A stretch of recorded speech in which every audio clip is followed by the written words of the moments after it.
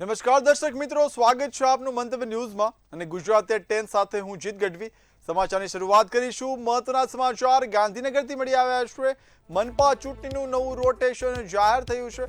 27% OBC અનામતથી રાજકીય ગણિત બદલાયું છે। 11 વોર્ડની 44 બેઠકોનું નવું ચિત્ર સામે આવ્યું છે। વોર્ડ નંબર 2 અને 3માં અનામત બદલાયું છે। વોર્ડ નંબર 6માં ત્રણેય બેઠકો અનામત થઈ છે। ઓબીસી માટે 12 બેઠકો અનામત છે। 44 માંથી 22 બેઠકો મહિલાઓ માટે અનામત રાખવામાં આવી છે। સિટિંગ કોર્પોરેટરની ટિકિટ પર સંકટ સર્જાયું છે।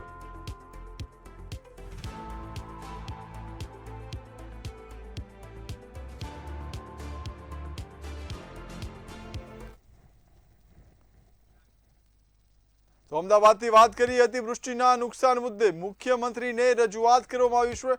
ધોળકા બાવળા સાણંદમાં ભારે નુકસાન થયું છે। ધારાસભ્યોએ મુખ્યમંત્રી સાથે મુલાકાત કરી છે। કિરીટસિંહ ડાભીએ મુખ્યમંત્રી સમક્ષ રજૂઆત કરી છે। કનુભાઈ પટેલે પણ મુખ્યમંત્રી સમક્ષ રજૂઆત કરી છે। ગાંધીનગરમાં મુખ્યમંત્રી સાથે રૂબરૂ મુલાકાત કરવામાં આવી હતી। ધોળકા સાણંદ બાવળાના મુદ્દે રજૂઆત કરવામાં આવી છે। ખેડૂતો વેપારીઓને થયેલા નુકસાનનો સર્વે માંગ્યો છે। રહેણાંક વિસ્તારોમાં નુકસાનનો તાત્કાલિક સર્વે માંગવામાં આવ્યો છે। અસરગ્રસ્તોને વહેલી તકે રાહત તેમજ વળતરની માંગ કરવામાં આવી છે। મુખ્યમંત્રીએ ઝડપી કાર્યવાહી કરવાની ખાતરી આપી છે।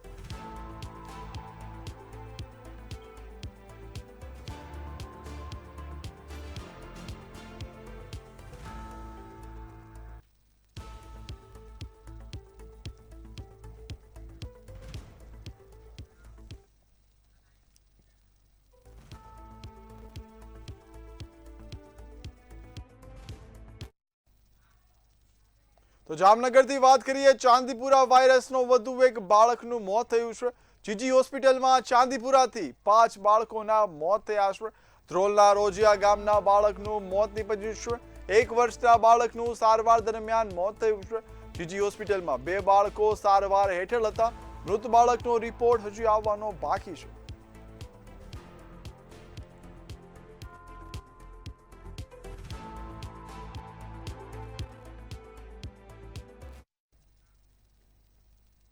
તો જામનગરથી વાત કરીએ। જિલ્લા સહકારી બેંકના ભવનનું ઉદ્ઘાટન કરવામાં આવ્યું છે।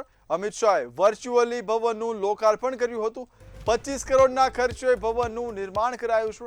બેંકમાં 40 શાખાઓ સાથે આધુનિક સુવિધાઓ પણ મળી રહેશે। ખેડૂતો માટે ગેસ્ટ રૂમની સુવિધા ઉપલબ્ધ કરવામાં આવી છે। ઉદ્ઘાટન સમારોહમાં 2000થી વધુ લોકો જોડાયા હતા। 2100 કરોડથી વધુના કારોબારની માહિતી આપવામાં આવી હતી। જામનગર જિલ્લા સહકારી બેંકના નવા મુખ્યાલયનું કેન્દ્રના ગૃહ અને સહકારિતા મંત્રી પરમ આદરણીય અમિતભાઈ શાહની વર્ચ્યુઅલ ઉપસ્થિતિમાં યોજાઈ। આ પ્રસંગે માનનીય મુખ્યમંત્રીશ્રીએ પણ આશીર્વચન આપ્યા વર્ચ્યુઅલ, અને માનનીય મંત્રીશ્રી જીતુભાઈ વાઘાણી અને એપેક્સ બેંકના ચેરમેન અજયભાઈ પટેલે પણ ઉપસ્થિત રહીને માર્ગદર્શન આપ્યું છે। જામનગરની જે સહકારી બેંક, જિલ્લા સહકારી બેંક છે, એ બેંક પ્રગતિ કરતી આજે લગભગ 2100 કરોડ રૂપિયાનો અહીંયા કારોબાર કરે છે અને નફો કરતી બેંક છે। 47,000 સ્ક્વેર ફૂટ જમીનનો વર્કિંગ સ્પેસ આ હેડક્વાર્ટરની અંદર છે। આવનારા 15 વર્ષ સુધી જામનગર ડિસ્ટ્રિક્ટ કોઓપરેટિવ બેંકની બધી જરૂરિયાતોને ધ્યાનમાં રાખી મહત્વાકાંક્ષી રીતે આ હેડક્વાર્ટરની રચના કરી છે, જેમાં પ્રશિક્ષણ કેન્દ્ર, કિસાન છાત્રાલય, આધુનિક કોન્ફરન્સ રૂમ, સંમેલન કક્ષ, સુરક્ષિત લોકર સુવિધાઓ અને દરેક પ્રકારની ઉત્કૃષ્ટ વ્યવસ્થાઓ ભોજન સહિત બેંકના હેડક્વાર્ટરમાં કરી છે। રાજકોટથી વાત કરીએ। સામૂહિક આપઘાતનો મામલો સામે આવ્યો છે।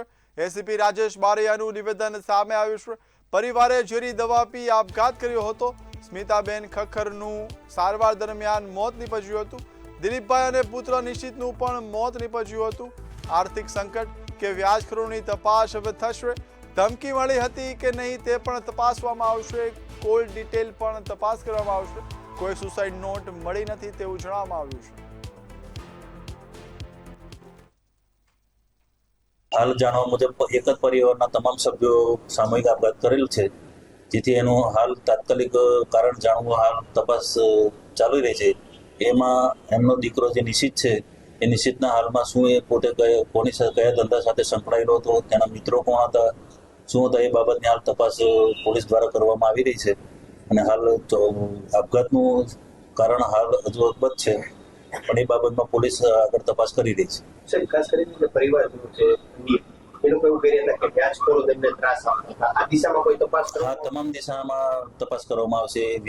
વ્યાજે પૈસા લીધા હતા કે કોઈ ધંધામાં ખોટ ગઈ હતી કે પોતે શું એ હતું, જેના બાબતે તેમની તમામ કોલ ડિટેલો કાઢીને ચકાસી અને આગળની બધી તમામ પ્રોસિજર કરવી અને એને શું કારણોસર આપઘાત થયેલ છે એ બાબતની તપાસ હાલ યુનિવર્સિટી પોલીસ દ્વારા કરવામાં આવી રહી છે. તો ભાવનગરથી વાત કરીએ. સિહોર નગરપાલિકામાં 47 કરોડના ભ્રષ્ટાચારનો આક્ષેપ થયો છે. વર્ષ 2019માં ગટર લાઇન પાછળ 47 કરોડ ખર્ચાયા હતા. ગટર લાઇન કામગીરીમાં ભ્રષ્ટાચારનો ગંભીર આક્ષેપ થયો છે.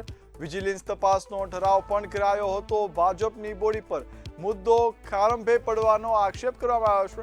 આરટીઆઈમાં સરકારી રેકોર્ડ ન મળ્યો. રેકોર્ડ ન મળતા ગુનાહિત પ્રવૃત્તિઓ ગણાવવામાં આવી છે. વિપક્ષ નેતાએ તંત્ર સામે ગંભીર આક્ષેપ કર્યા છે. સિહોર નગરપાલિકામાં વર્ષ 2013 થી 2015 સુધીમાં આશરે 47 કરોડની રકમની ભૂગર્ભ ગટર યોજનાનું કામ મંજૂર થયેલ. આ કામમાં વ્યાપકપણે ભ્રષ્ટાચાર થયું અને પૂરી કામગીરી ન થઈ અને તમામ રકમો ચૂકતે થઈ ગઈ. આ અંગે 2019માં ભાજપની જ બોડી દ્વારા ભાજપના જ નગરસેવકો દ્વારા વિરોધ થતા 7/9/2019ના રોજ સિહોર નગરપાલિકામાં સાધારણ સભામાં સર્વાનુમતે વિજિલન્સ તપાસ માંગવાનો ઠરાવ કરવામાં આવેલ. ત્યારબાદ આ ફાઇલ જે છે એ એમનામ ઠંડી પડી રહેલ. પરંતુ આ તંત્ર ભ્રષ્ટાચારીઓને છાવરવા માંગતું હોય અથવા તો અધિકારીઓ પોતે એમાં સામેલ હોય તેમ ફરી વખત મને એ જ જવાબ આપ્યો કે આ અંગે કોઈ રેકોર્ડ ઉપલબ્ધ નથી. ખરેખર ઇન્વર્ટ કરેલો કાગળ છે અને સરકારી રેકોર્ડ ઉપર આ કાગળ નોંધાયેલો છે. તો એક સરકારી અધિકારીની કચેરીમાંથી સરકારી રેકોર્ડના કાગળ દૂર થવા એ ખરેખર એક ગુનાહિત કૃત્ય છે. વડોદરાથી વાત કરીએ. માંજલપુર વિધાનસભાની પેટા ચૂંટણી યોજાશે. 30 જુલાઈએ ચૂંટણી છે તે યોજાશે.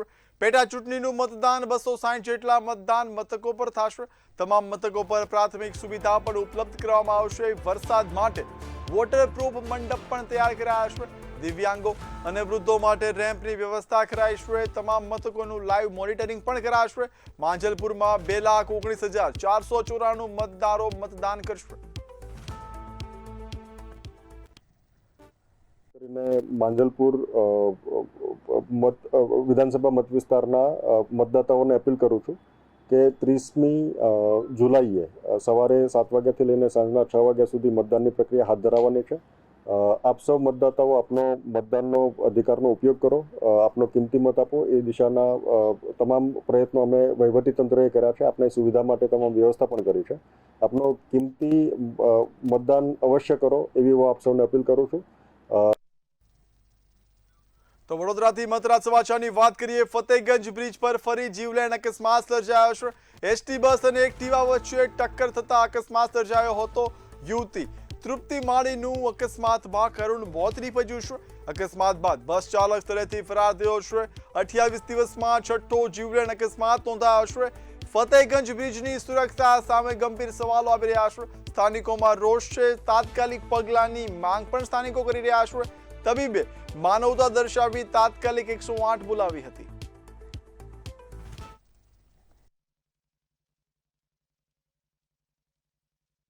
મેં આવી રીતના રોડ પર પડેલા જોયા. એક પેશન્ટ આવી રીતના આખું લોહીમાં લથપથ હતું અને બીજા 4-5 લોકો ત્યાં ઊભેલા અને બીજા ઘણા બધા લોકો એને હેલ્પ કરવા આવેલા. એટલે મેં સાઈડમાં, બ્રિજ આટલો બધો હતો તો પણ મેં સાઈડમાં ટ્રાફિકની પરવા કર્યા વિના રસ્તા પર જ ગાડી રોકી અને સીધી હું એને હેલ્પ કરી. મેં ઇન્ટ્યુબેશન કર્યું, એટલે કે એનું શ્વાસની ક્રિયા જે હોય એને મેં મારા હાથમાં લઈને અમ્બુઇંગ કરી અને એમાં ખૂબ બ્લીડિંગ હતું, અતિશય બ્લીડિંગ, જે રોડ પર કંટ્રોલ થાય એવું હતું નહીં. પણ થોડા શ્વાસ એના આવી રહ્યા હતા, પલ્સ તો એના બિલકુલ હતા જ નહીં. અને એનો જે બ્લડ લોસ થયેલો, જેમાં જેનું વોલ્યુમ જે લોહી શરીરમાં હોય તે ઘણું બધું વહી ગયેલું, એના લીધે એ કંટ્રોલ ના કરી શક્યા અને ત્યાં પહોંચ્યા ત્યારે બ્રોડ ડેડ, એને અમે બચાવી નહીં શક્યા. તો મહેસાણાથી વાત કરીએ, વિસનગર નગરપાલિકા પેટા ચૂંટણીનું મતદાન પૂર્ણ થયું છે. વોર્ડ નંબર 1ની બેઠકનું મતદાન પૂર્ણ થયું છે. મતદાનમાં મતદારોની નીરસતા જોવા મળી છે. પેટા ચૂંટણીમાં માત્ર 36.16% મતદાન નોંધાયું છે. ઓછા મતદાનથી રાજકીય ગણિત પર ચર્ચા થઈ રહી છે.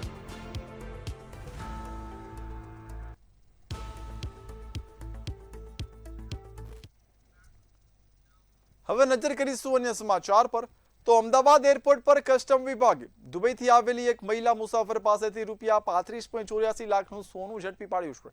શરીરના અંદરના ભાગમાં છુપાવેલી 270 ગ્રામ ગોલ્ડ પેસ્ટમાંથી 244.16 ગ્રામ 24 કેરેટ સોનું મળી આવ્યું હતું.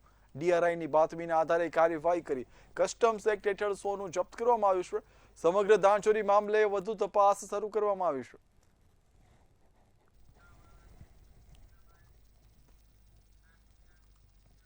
ગાંધીનગરમાં મળેલી રાજ્ય કેબિનેટ બેઠકમાં ભારે વરસાદ દરમિયાન મૃત્યુ પામેલાઓને શ્રદ્ધાંજલિ આપવામાં આવી હતી. વરસાદથી થયેલા નુકસાનની સમીક્ષા સાથે અમદાવાદના વેપારીઓ અને લારીવાળાઓ માટે સુરતની જેમ સહાયનો ઠરાવ પણ કરવામાં આવ્યો હતો. અમદાવાદમાં પણ જે ભારે વરસાદ પડ્યો છે એમાં વેપારીઓ, લારી ગલ્લા ધારકો, દુકાનદારોને પણ આર્થિક નુકસાન વેઠવાનો વારો આવ્યો છે. ત્યારે એમણે ચિંતા કરીને આજની બેઠકમાં જે સુરતનો ઠરાવ છે એ જ પ્રમાણે જે નુકસાન અમદાવાદમાં થયું છે એ વેપારીઓને પણ એ જ પ્રકારની સહાય કરવાનો નિર્ણય આજે મંત્રીમંડળની બેઠકમાં થયો છે. સ્થાનિક વહીવટીતંત્ર દ્વારા સ્થળના પ્રત્યક્ષ સર્વે, ફોટોગ્રાફી, વિડીયોગ્રાફીના આધારે પારદર્શી સર્વે એના માટે હાથ ધરવામાં આવશે. અને મુખ્યમંત્રી ભૂપેન્દ્રભાઈ પટેલના અધ્યક્ષસ્થાને મળેલી મંત્રીમંડળની બેઠકમાં ખાસ તો રાજ્યમાં જે પ્રકારે ભારે વરસાદ આવ્યો છે એમના કારણે અનેક માનવ મૃત્યુ અને પશુધનનું પણ મૃત્યુ થયું છે. એના માટે સંવેદના વ્યક્ત કરી છે અને જે જીવ લોકોએ ગુમાવ્યા છે એના માટે શ્રદ્ધાંજલિ પણ અર્પણ કરી અને સ્વગ્રસ્ત પરિવારો માટે અને સાંત્વના વ્યક્ત કરી છે. માનનીય મુખ્યમંત્રીશ્રીએ સ્વચ્છ ભારતના સપનાને, માનનીય મોદી સાહેબના સપનાને સાકાર કરવા માટે થઈને દર મહિનાના પહેલા રવિવારે સ્વચ્છતા માટે ઓછામાં ઓછી 1 કલાક શ્રમદાન કરવા માટે થઈને આહવાન એ કર્યું છે. તમામ જનપ્રતિનિધિઓ, તમામ કર્મચારીઓ, સામાજિક સંસ્થાના લોકો, NGO, પોલિટિકલ પાર્ટીના તમામ લોકો, અમારા પ્રદેશ અધ્યક્ષ જગદીશભાઈ વિશ્વકર્માએ પણ આ સરકારની મુહિમમાં ભારતીય જનતા પાર્ટીને NGO તરીકે જોડાવાની સૂચનાઓ આપી છે. એમાં હમણાં તાજેતરમાં જે વરસાદ આવ્યો એમાં 1997 ગામોમાં વીજ પુરવઠો ગણતરીની કલાકોમાં પ્રસ્થાપિત થયો હતો. માનનીય મંત્રીશ્રી આખો અહેવાલ આજની કેબિનેટમાં આપ્યો છે. અસરગ્રસ્ત ફીડરો એ 2575 હતા. ક્ષતિગ્રસ્ત વીજ પોલ એ 1674 હતા. ક્ષતિગ્રસ્ત ટ્રાન્સફોર્મર 5000 જેટલા હતા. ભૂતકાળમાં આપણે જોયું છે કે લાઇટ વહી જાય તો મહિનાઓ સુધી લાઇટ ના આવતી. આજે બધો ચેન્જીસ એ માનનીય ભૂપેન્દ્રભાઈ અને માનનીય નરેન્દ્રભાઈના માર્ગદર્શન નીચે રાજ્યમાં આપણા બંને વીજ મંત્રીશ્રીઓ પણ સતત એમાં લોકોને મુશ્કેલી ન પડે એના માટે પાછળ હતા.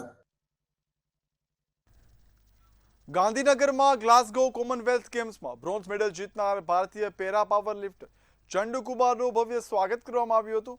પુરુષોની હેવીવેઇટ સ્પર્ધામાં 190 કિલો વજન ઉચકી તેમણે ભારત માટે બ્રોન્ઝ મેડલ જીત્યો હતો. સ્પોર્ટ્સ ઓથોરિટી ઓફ ઇન્ડિયા ખાતે કોચ રાજેન્દ્રસિંહનું પણ સન્માન કરાયું હતું. ચંડુકુમારે કોમનવેલ્થની તૈયારી કરતા ખેલાડીઓને આત્મવિશ્વાસ સાથે મહેનત કરવાની સલાહ આપી હતી. मतलब प्रैक्टिस किए, बहुत अच्छा लगा प्रैक्टिस करके, तो अंदर से मोटिवेट आया कि हम कर सकते हैं. तो गलेक्सो में हमने मतलब कि मंच पे जाके 180 190 हमने किया अच्छा, मगर थोड़ा सा टेक्निक की वजह से वो 196 थोड़ा फेल कर गया और बाकी सब ठीक था. और वहाँ से फिर आने के बाद फिर बहुत अच्छा लगा हमें. ભાવનગરમાં અસામાજિક તત્વોની દાદાગીરીનો વધુ એક બનાવ સામે આવ્યો છે. 4 શખ્સો એક વેપારીને છોરીની અણીએ 2 લાખ રૂપિયાની માંગણી કરી હતી. વિરોધ કરતા 10,000 રૂપિયાની રોકડ લૂંટી જાનથી મારી નાખવાની ધમકી આપ્યાનો આક્ષેપ છે. સમગ્ર ઘટનાના સીસીટીવી ફૂટેજ સામે આવ્યા છે. પોલીસે ફરિયાદ નોંધી 4 આરોપીઓની ધરપકડ કરી આગળની કાર્યવાહી હાથ ધરી છે.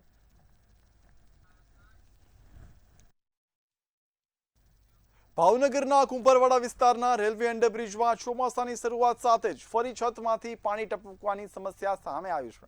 મહાનગરપાલિકાએ ચોમાસા પૂર્વે આશરે 1.5 લાખ રૂપિયાના ખર્ચે રિનોવેશન કરાવ્યું હોવા છતાં સમસ્યા તો યથાવત રહી છે. સ્થાનિકોએ કામગીરીની ગુણવત્તા સામે સવાલ ઉઠાવતા મૂળ સમસ્યાનું નિરાકરણ લાવવાની માંગ કરી છે. અને ચોમાસાનો સમય હોય એટલે આખું રિનોવેશન ન થઈ શકે તો એની સ્થળ મુલાકાત કરી અને ત્યારબાદ એમાં જે જરૂરી લાગે એ વિભાગને ચર્ચા કરી અને તાત્કાલિક યુદ્ધના ધોરણે આપણે કામ ચાલુ કરવાના વિચારમાં છીએ અને જે પણ ખર્ચ થાય કરી એને સ્ટ્રેન્થની મજબૂતાઈ વધારવા માટેનો પ્રયત્ન કરી રહ્યા છીએ. અત્યારે જે કામ છે તેમાં સળિયા દેખાવા લાગ્યા છે અને તેને લઈને અગાઉ પણ કમિશનર સાહેબે પણ મુલાકાત લીધી છતાંય પ્રશ્ન યથાવત છે. અત્યારે આપ દ્વારા મારા ધ્યાન ઉપર આવ્યું છે અને હું આપને પહેલા પણ કીધું કે એની સ્થળ વિઝિટ કરી અને જે કાંઈ કરવું પડે એ રીતનું કરી અને સારામાં સારી એની સ્ટ્રેન્થ જળવાઈ રહે એ દિશામાં પ્રયત્ન કરી આવનારા સમયમાં વહેલી તકે અમે કાર્યરત કરશું. પણ જ્યારે પણ વરસાદ અડધો રહી જાય અને કામ કરવાની આવશ્યકતા થાય, ઉગાડ નીકળે ત્યારબાદ આ કાર્ય કરવાના છે. અત્યારે થોડા દિવસો પહેલા અત્યારે 10 દિવસ સુધી તે અંડરબ્રિજ બંધ રાખીને તેનું સમારકામ કરવામાં આવ્યું હતું, પરંતુ ક્યાંક ને ક્યાંક સમારકામના નામે લાખો રૂપિયાનો ખર્ચ કરીને કોન્ટ્રાક્ટરો અને પદાધિકારીઓ અને અધિકારીઓની મિલીભગતથી તે પ્રજાના પૈસાનો વેડફાટ કરવામાં આવ્યો તેવું દેખાઈ રહ્યું છે. કારણ કે હાલમાં જ તમે જોઈ શકો છો કે અંડરબ્રિજ ઉપરથી જ્યારે પણ ફૂલ વરસાદ આવે છે ત્યારે અંડરબ્રિજમાં ઉપરથી જ પાણી પડી રહ્યું છે. કોઈ પણ જગ્યાએ સમારકામ થયું હોય તેવું દેખાઈ રહ્યું નથી. તો ક્યાંક ને ક્યાંક ખૂબ મોટો ભ્રષ્ટાચાર થયો હોય તેવું ફલિત થાય છે. વાતાવરણ છે અહીંયા કને વરસાદની સમસ્યા આવે એટલે એવો પ્રશ્ન થાય, બંને બાજુથી પાણી એટલું ભરાઈ જાય, સ્કૂટર તો નીકળી જાય પણ સાયકલ પણ ના નીકળે એવી ગંભીર પરિસ્થિતિ સર્જાઈ છે. અને અત્યંત અમને કુંભરવાડા વાસીઓને હાલાકી ભોગવવી પડે છે. આ તો સામાન્ય વરસાદ પડે તો અહીં આવી પરિસ્થિતિ છે, તો તમે મુશળધાર વરસાદ પડ્યો હોય 4 થી 5 ઇંચ તો અમારું શું થાય? એટલે રજૂઆત એને લઈને તો અમને ભય છે કે ક્યારેક તો ઉપરથી પસાર ટ્રેનો જે પૂર ઝડપે થતી હોય તો આખું જે ઉપરનું જે નાળું છે તે જાણે વાઇબ્રેશન ફોનમાં કેમ થાય એક વાઇબ્રેશન થતું હોય અને ભય એ રીતના રહે કે શું નાળું પડશે. તો અમે તો ક્યારેક અહીંથી નીકળતા હોય ટ્રેન. ભાવનગર શહેરના કુંભારવાડા રેલવે ફાટક પાસે આવેલ જે અંડરબ્રિજ છે તે અંડરબ્રિજ અવારનવાર ચર્ચામાં આવી રહ્યો છે. ખરેખર જો વાત કરવામાં આવે તો અંડરબ્રિજ અત્યારે 1 વરસાદ કે 2 વરસાદ પડતાની સાથે જ છે તે બધી જગ્યાએથી પાણી આવતું હોય તેવા દ્રશ્યો જોવા મળી રહ્યા છે. જે પ્રમાણે તમે જોઈ રહ્યા છો તે પ્રમાણે અહીં મોટી મોટી તિરાડો પડી ગઈ છે અને તિરાડોની અંદરથી જ્યારે વરસાદ શરૂ હોય કે ન હોય છતાં પણ પાણી છે તે યથાવત નીકળી રહ્યું છે. જે પ્રમાણે અત્યારે દ્રશ્યો દેખાડી રહ્યા છે તે પ્રમાણે સતત પાણીનો વહાવ છે તે વહી રહ્યો છે અને આ અંડરબ્રિજ નીચેથી હજારોની સંખ્યામાં ગાડીઓ છે તે નીકળતી હોય છે. અને જ્યારે બીએમસી દ્વારા આની મરમ્મતની કામગીરી કરવામાં આવી હતી ત્યારે આ આશરે 8 કે 10 દિવસ છે તે અંડરબ્રિજ બંધ કરી દેવામાં આવ્યો હતો. જો બંધ કરી દેવામાં આવ્યો હતો પરંતુ આ જે દિવાલોમાંથી પાણી નીકળી રહ્યું છે તેની કામગીરી છે તે કોઈ જાતની કરવામાં નથી આવી અને આની છત છે છતમાંથી પણ પાણી પડી રહ્યું છે. જ્યારે હજારો ટનની ટ્રેન છે તે આની માથેથી પસાર થતી હોય છે અને વારંવાર આ જે રેલવેનું ફાટક છે તે 24 કલાકમાંથી માત્ર ખાલી 4 કલાક જ ખુલ્લું હોય છે. ત્યારે લોકોને આની નીચેથી પસાર થવા સિવાયનો કોઈ બીજો રસ્તો જ નથી હોતો. ત્યારે અત્યારે હાલ જે પ્રમાણે તમે દ્રશ્યો જોયા એ પ્રમાણે કુંભારવાડાના લોકો માટે થઈને આ જે અંડરબ્રિજ છે તે માથાના દુખાવા સમાન બન્યો છે અને હજુ પણ એક અંડરબ્રિજ છે તે પાસ થયો છે. ત્યારે લોકો દ્વારા વારંવાર કહેવામાં આવ્યું છે કે અંડરબ્રિજની હવે કોઈ જાત ન બનાવે તો વધુ સારું અને આ જે અંડરબ્રિજના બદલે ઓવરબ્રિજ બનાવવામાં આવે તો વધુ સારું, જેથી કરીને લોકોનો સમય છે તે બચે. અને હાલમાં આ જ્યારે બ્રિજની ઉપરથી ટ્રેન પસાર થતી હોય છે ત્યારે ઇમરજન્સી સેવાઓ પણ ઊભી રહી જતી હોય છે, કેમ કે અંડરબ્રિજમાંથી કોઈ ઇમરજન્સી સેવા કુંભારવાડા તરફ જઈ ના શકે તેવી હાલત છે. ત્યારે કુંભારવાડાના જે તમામ રહીશો અને વેપારીઓ છે તે ત્રાહિમામ પોકારી ગયા છે અને ક્યાંક ને ક્યાંક આમાંથી હવે છુટકારો મળે તેવી તંત્ર પાસે માંગ કરી રહ્યા છે. ધીરેન માંડલિયા, મંતવ્ય ન્યૂઝ, ભાવનગર. જૂનાગઢના કેશોદ તાલુકાના મંગલપુર ગામમાં વર્ષ 2009ના બહુચર્ચિત હત્યા અને એટ્રોસિટી કેસમાં 17 વર્ષ બાદ કોર્ટે ઐતિહાસિક ચુકાદો આપ્યો છે. અનુસૂચિત જાતિના રાણાભાઈ રાઠોડની હત્યા કેસમાં 6 આરોપીઓએ આજીવન કેદની સજા ફટકારવામાં આવી છે. ટ્રાયલ દરમિયાન 2 આરોપીઓના મોત થયા હતા. પરિવારે આ નિર્ણયને ન્યાયની જીત ગણાવી આવકાર્યો છે. મારા ભાઈને રાણાભાઈને જીવતા સળગાવી દેવામાં આવેલા અને એ સારવાર નીચે રહેતા તારીખ 17/9/2009ના રોજ અવસાન પામેલા. ત્યારે અમે મીડિયાવાળાને, ગામ લોકો, પબ્લિક, અમારી જે સમાજના આગેવાનો ભેગા મળી અને રોડ ક્રોસ કર્યા પછી 302 થઈ. એ પછી 302 થઈ. 302 થયા પછી 2000 આજથી માંડીને 17 વર્ષથી હું લડત કરતો આવું છું. 17 વર્ષે આજે મને કેશોદની કોર્ટમાંથી, પાંડિયા સાહેબની કોર્ટમાંથી મને ન્યાય મળ્યો છે. એ મારા ભાઈને આત્માને શાંતિ મળી છે. 17 વર્ષ પહેલાં આ ઘટના બનેલી છે. આ ઘટના જ્યાં મારે વાડી વિસ્તારમાં બનેલી છે. ત્યાં મારા મમ્મી અને પપ્પા ત્યાં રહેતા હતા ને કામ કરતા હતા. આ લોકો આવી અને ઢોરમાર મારી અને મારા પપ્પાને જીવતા સળગાવી દેવામાં આવ્યા. ત્યાર પછી મારા ભાઈ ગયા એટલે એને 108ને ફોન કરી અને એને આ કેશોદના દવાખાને સિવિલમાં દાખલ કર્યા અને ત્યાંથી જુનાગઢ રિફર કરી અને ત્યાં દાખલ કર્યા અને એ જગ્યાએથી જામનગર હોસ્પિટલમાં દાખલ ત્યાં એમનું મૃત્યુ પામ્યું. અને આજે કોર્ટે 17 વર્ષ પછી અમને ન્યાય આપ્યો છે. સુરતની સુમન શાળા નંબર 16માં ધોરણ 9ના વિદ્યાર્થીનું કરંટ લાગવાથી કરુણ મોત થયું છે. શું છે વધુ વિગત, જોઈએ ખાસ અહેવાલમાં. સુરતના માન દરવાજા વિસ્તારમાં આવેલી સુમન શાળા નંબર 16માં ધોરણ 9માં અભ્યાસ કરતા વિદ્યાર્થીનું કરંટ લાગવાથી મોત થયું છે. પ્રાથમિક માહિતી મુજબ પીટી પીરિયડ દરમિયાન વિદ્યાર્થી ધાબા પર ગયો હતો. આ દરમિયાન તે કરંટની ઝપેટમાં આવી ગયો હતો. ગંભીર હાલતમાં વિદ્યાર્થીને સારવાર માટે હોસ્પિટલ ખસેડવામાં આવ્યો હતો, જ્યાં ફરજ પરના તબીબોએ મૃત જાહેર કર્યો હતો. વિદ્યાર્થીના મોત બાદ પરિવારજનો અને સ્થાનિકોમાં ભારે શોક સાથે રોષનો માહોલ જોવા મળ્યો હતો. શાળાની કથિત બેદરકારીના કારણે આ દુર્ઘટના બની હોવાના આક્ષેપ કરવામાં આવી રહ્યા છે. ઘટનાની જાણ થતાં પોલીસ અને શિક્ષણ વિભાગના અધિકારીઓ સ્થળ પર પહોંચ્યા હતા. સમગ્ર મામલે તપાસ શરૂ કરી જવાબદારી નક્કી કરવાની કાર્યવાહી હાથ ધરવામાં આવી હતી. સમગ્ર ઘટના અંગે શાળાના શિક્ષકે સત્તાવાર નિવેદન આપતા જણાવ્યું છે કે ઘટનાની તમામ વિગતોની તપાસ ચાલી રહી છે અને સંબંધિત તંત્રને જરૂરી માહિતી આપવામાં આવી છે. આ કરુણ ઘટનાએ શાળાઓમાં વિદ્યાર્થીઓની સુરક્ષા વ્યવસ્થાને લઈને ગંભીર ચર્ચા જગાવી છે. હવે તપાસના અહેવાલ બાદ જ દુર્ઘટનાનું ચોક્કસ કારણ અને જવાબદારી સ્પષ્ટ થશે. સુરત શહેર ખટોદરા વિસ્તારમાં સરકારી શાખામાં એક શિક્ષક એક છાત્ર છે જેને કરંટ લાગવાથી મોત થયું છે. ખાસ કરીને એમની ફેમિલી છે, એમની જોડે વાત કરવાનો કોશિશ કરશું. આપનું શું નામ છે અને છોકરાને કેવી રીતે કરંટ લેવું, કેવી આખી घटना बनी? मेरा नाम इरफान भाई है और जिसके लड़के का इंतकाल हुआ उसका नाम सलीम भाई है. वो मेरा दोस्त है. सुबह स्कूल में गया था. सुमन सिद्धि स्कूल का नाम है, 16 नंबर स्कूल है. वहाँ कोई टेरिस पे उन्होंने खेलने का कंपाउंड बनाया है. तो वहाँ कोई स्ट्रीट लाइट है एसएमसी का. बच्चे ने उसको हाथ लगाया तो करंट था उसमें, तो चिटक गया अभी और वही उसका इंतकाल हो गया. ये कितने बजे की घटना है? लगभग 11:30 पौने 12. 12:05 को तो यहाँ पर रिपोर्ट हम सबमिट हो गई थी. कितने साल का लड़का है? 14 साल का. 14 साल का लड़का. 9th में पढ़ता है. अपने उर्दू शाखा में है उसी में?